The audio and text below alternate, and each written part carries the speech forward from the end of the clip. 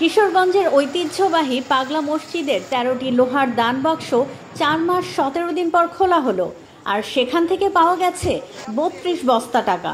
এখন চলছে টাকার হিসাব নিকাশ। শনিবার ৩০ আগস্ট সকালে জেলা প্রশাসক ও মসজিদ পরিচালনা কমিটির সভাপতি ফৌজিয়া খান এবং পুলিশ সুপার মোহাম্মদ হাসান চৌধুরীর উপস্থিতিতে দান বাক্সগুলো খোলা হয়। এ সময় বিপুল সংখ্যক সেনা, পুলিশ ও আনসার সদস্য মোতায়েন ছিলেন।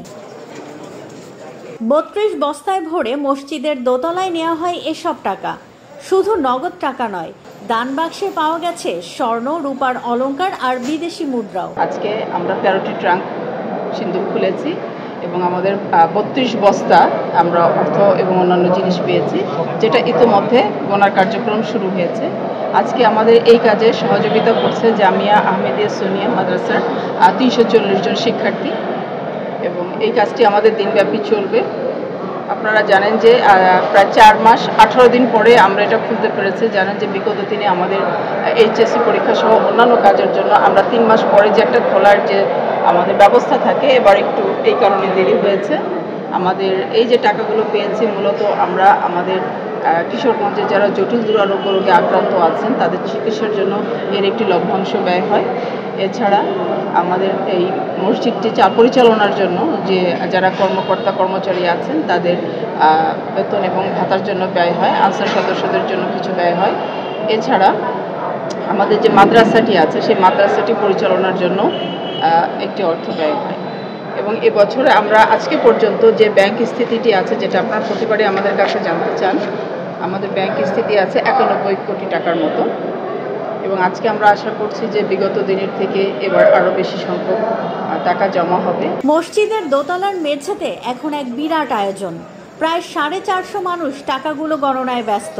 তাদের সঙ্গে আছেন মাদ্রাসার ছাত্র, শিক্ষক এবং রূপালী ব্যাংকের কর্মকর্তারা। আইনশৃঙ্খলা বাহিনীর কঠোর নিরাপত্তায় এই গণনা চলবে দিনভর। সন্ধ্যায় জানা যাবে মোট অর্থের পরিমাণ। জনশ্রুতি আছে, প্রায় 250 বছর আগে এক আধ্যাত্মিক সাধক খরস্রোতা নরসুন্দা নদীতে মাদুর পেতে ভেসে এসে এখানে অবস্থান নেন। তার মৃত্যুর পর সমাধির পাশে গড়ে ওঠে এই মসজিদ, যা পরে পরিচিতি পায় পাগলা মসজিদ নামে। আজ সেই মসজিদের দানবাক্স খোলাকে ঘিরে তৈরি হয় এক অনন্য আবহ। প্রতিবারের মতো এবারও আমরা কাজ করেছি। আপনারা দেখছেন সকাল থেকে আপনারাও আছেন, আমরাও আছি এবং আমি ডিসি মহোদয় আছেন, আমি আছি, পুলিশ এবং আমাদের অতিরিক্ত পুলিশ সুপার আছেন এবং থানার সকল ওসি সাহেব থেকে শুরু করে এখানে পর্যন্ত আমাদের যে সেট আপ আছে এবং নিশ্চিত নিরাপত্তা ব্যবস্থায় বিরাজমান আছে প্রতিবারের মতো।